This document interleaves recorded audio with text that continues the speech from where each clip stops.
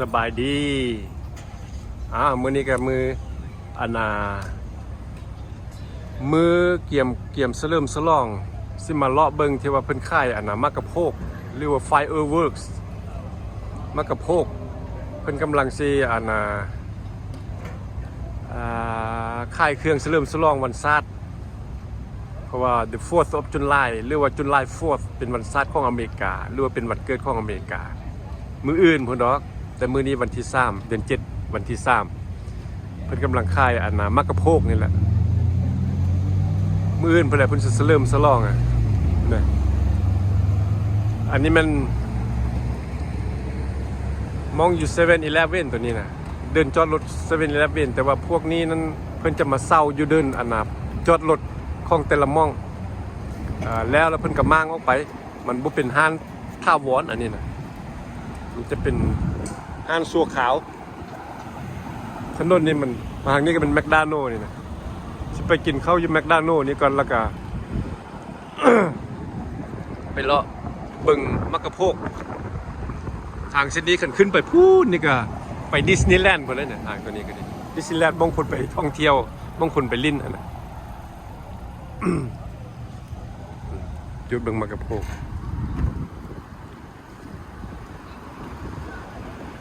แม่คนมาซื้อเตรียมสิเริ่มสลองมักกะโพกนี่นะ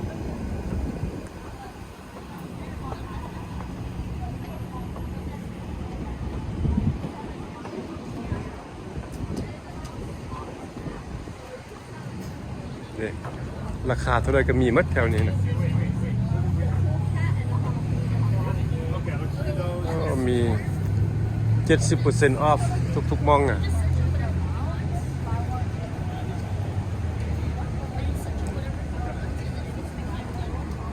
อันนี้คือกันมัด Hi sir, do you want to buy any fireworks? Not now. Let me now? Yeah. Maybe Later. All right, well let me know if you got any questions. All right. Sure.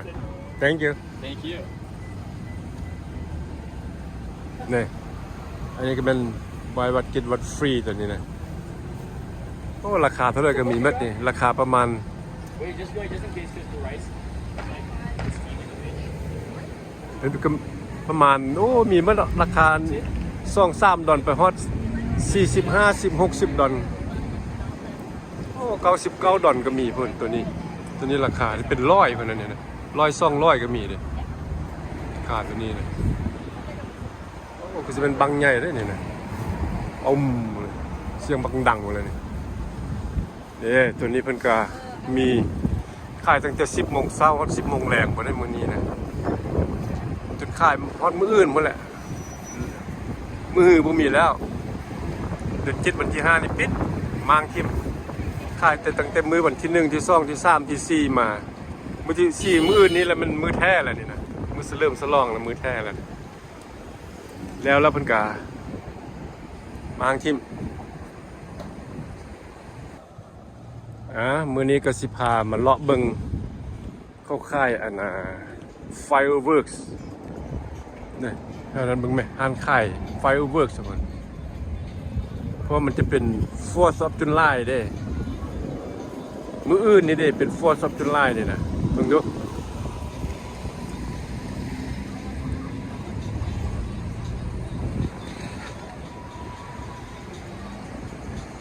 buy one get one free ก็มี 70% off ซื้อ1แถม1ก็มีซื้อหลายแล้วก็ถ้าซื้อหลายมันก็ 70% ลดราคาให้ 70% น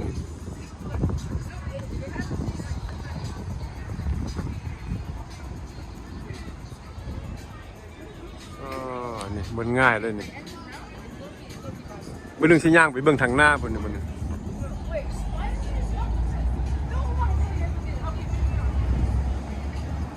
มื้อแรงนี่แหละมื้ออื่นตอนแรงนี่แหละเพิ่นสิเริ่มสลอง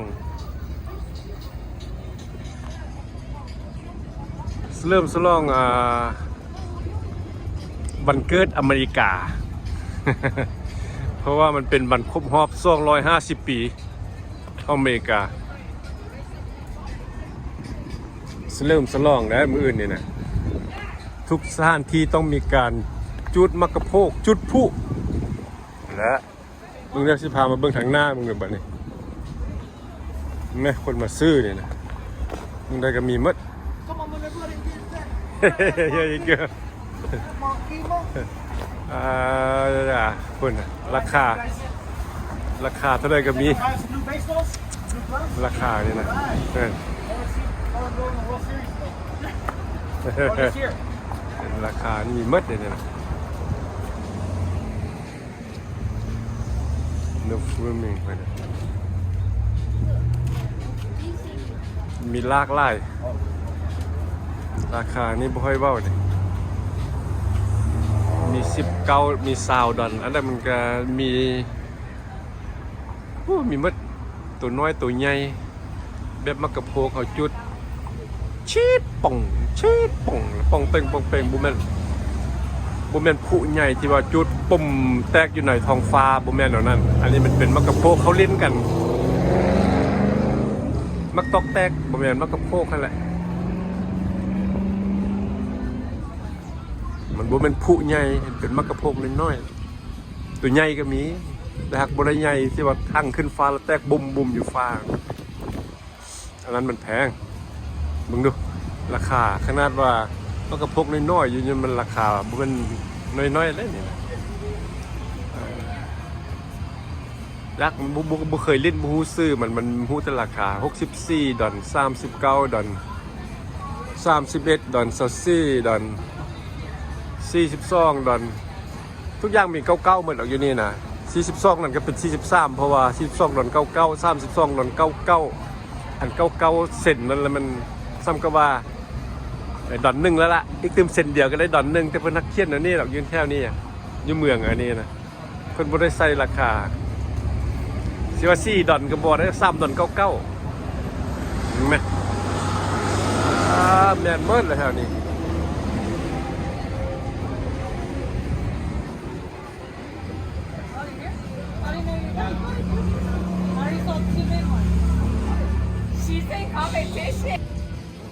Don't even look. โอ้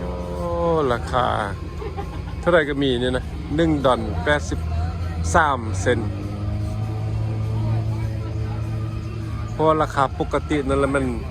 6 ดอล99ลุดมาเป็นราคา1 ดอล83 เซนต์เพราะว่า 70% off เด้อันนี้แท้ซื้อ1แถม1แต่ราคา20 ดอลเพราะ19 ดอล99จะเป็นอะไรกับตัวนี้นี่แหละตัวนี้เพราะว่าราคามันก็บ่งบอกตามนี้ตัวนี้มานี่ตัวนี้มานี่แล้วมันลงราคาไปแล้วนี่เพราะว่าบ่เคยเล่นจะเขื่อนว่าโป่งเป็นอะไรก็มีมัดมันดูราคาแต่ราคาอาณา2 ดอล72 สนิมดแล้วนี่ราคาตัวนี้มดแล้วเปาว่างฟองเนี่ยยังเหลือตัว5 ดอล99ปกติ7 ดอล49ลด 20% 20% ก็มี 70% ก็มี 40% ก็มีแต่ส่วนหลายก็มันซื้อ1แถม1โธ่ผู้ใดมีเงินก็มาซื้อเอาไปเล่นผู้ใดมักเล่นน่ะพวกนี้น่ะเนี่ยสิเริ่มมื้ออื่นพุ่นแล้วนี่นะthe 4th of July เด้เดือน7วันที่4เด้มื้อนี้มันเดือน7วันที่3มื้อนี้ซ้ำกับว่าอันthe 4th of July Eve มื้อนี้มื้อกะเกียมซื้อไปไว้มื้ออื่นพุ่นละ Buy one free. มันปีมั้งแม่คนกำลังเกี่ยวมาซื้อลุดอันใหญ่เลยนี่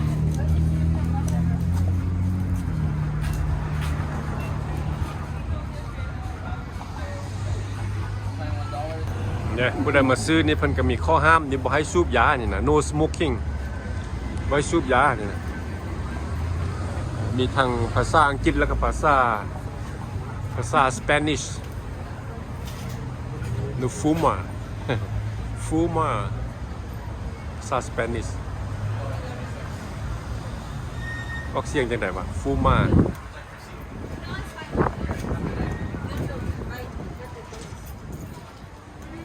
อยากซื้อไปลิ้นอยู่ได้นี่ซื้อราคาทึกๆนี่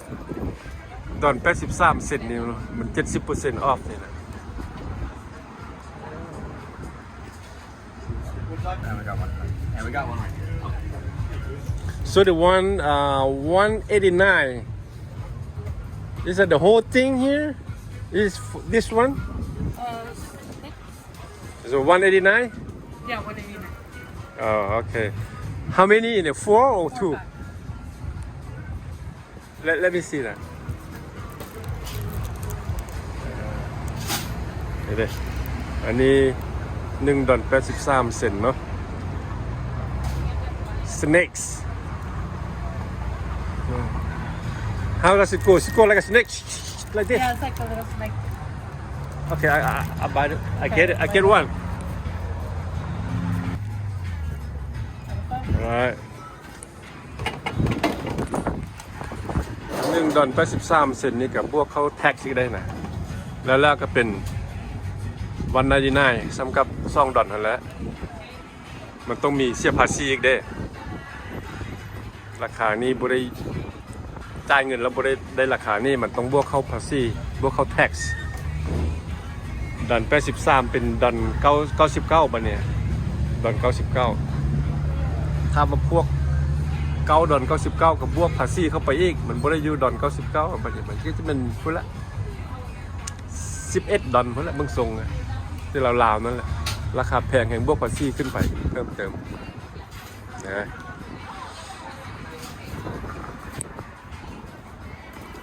นึงเด้อซื้อไปเล่นเนี่ย alright thank you very much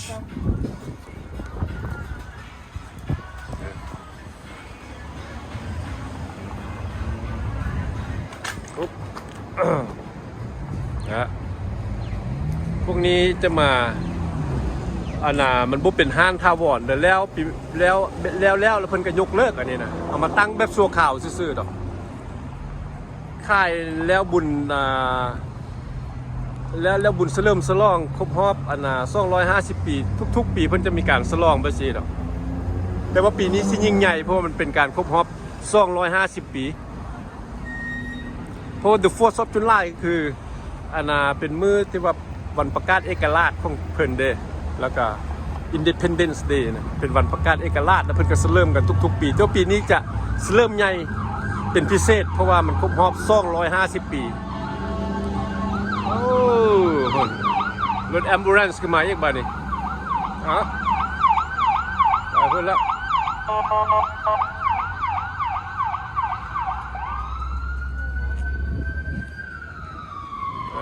ไปเพิ่นแล้ว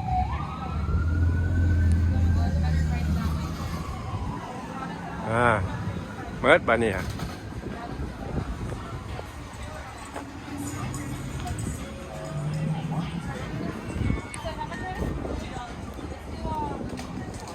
ทุกปีเพิ่นก็เริ่มฉลองแล้ว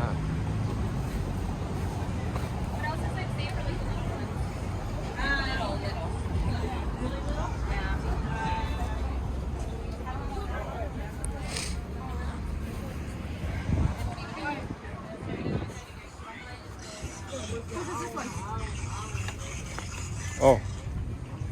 I thought you guys selling food. No.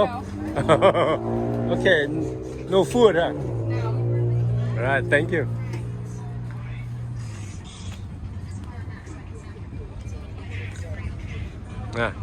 อันนี้มองลานจอดรถเพิ่นน่ะผู้ใดสิมาซื้อมักกะโพกนี่มาจอดรถอยู่แถวนี้หมด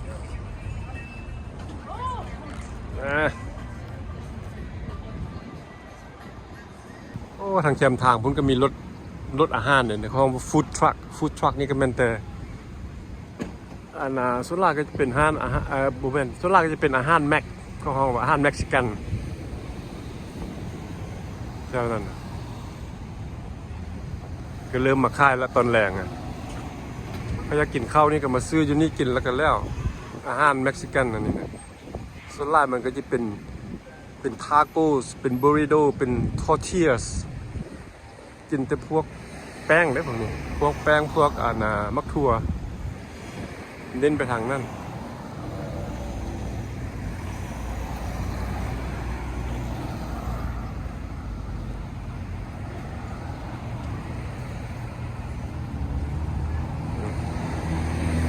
ทาโก้สิเนี่ยนะโอ้เป็นตาแซ่บอยู่บ่เนี่ยเนาะนี่รายการอาหาร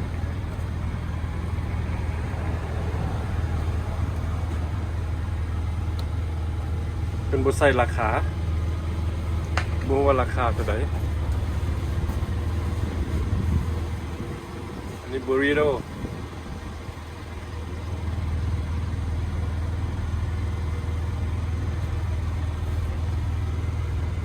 ราคามันอยู่ถึงที่มันเป็นทาโก้มันบ่มีราคาหรือมันราคาวะอัน$35 $18 $15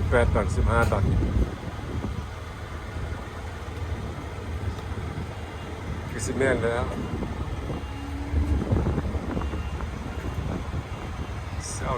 เอาซอฟทาโก้มาซอฟทาโก้มากินลองเบิ่ง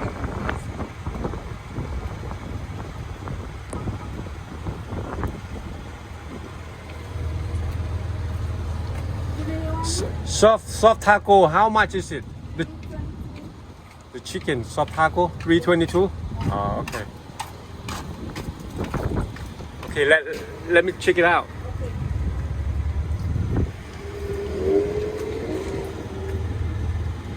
soft taco หมายความว่าตัวนี้ soft taco นี่นะ chicken soft taco เดี๋ยวtacos นี่ chicken soft taco นี่$3ปลาย$3ปลายเนี่ยก็ประมาณ70,000กีบบัดนี้ลองมึงดูสิไปซื้อเลขอยู่นี่มึงดูคือว่าเห็นแจ็คพอตนี่ตัวเลขใหญ่แท้มื้อนี้ซื้อเลขซุปเปอร์โลโต้นี่ลอตเตอรี่นี่นะนี่ลอตเตอรี่นี่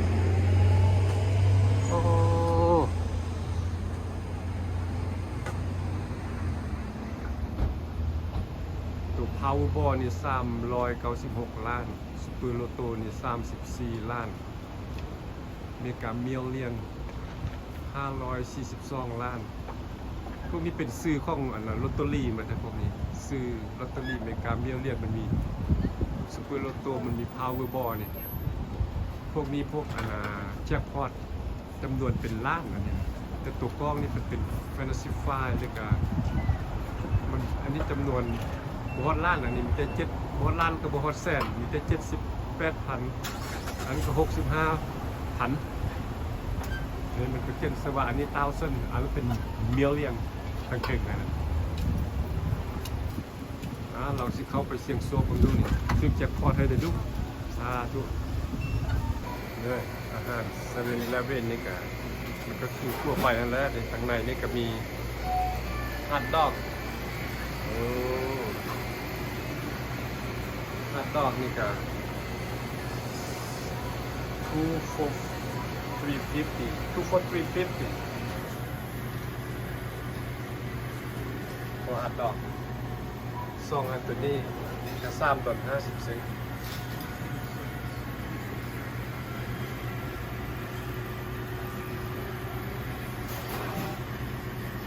อันนี้ก็มีหลายแนวอันนี้ก็มันพวกพิซซ่าป่ะนี่โอ้มีเขาตื่นไก่มันตัวนี้นะนี่เด้อพิซซ่านี่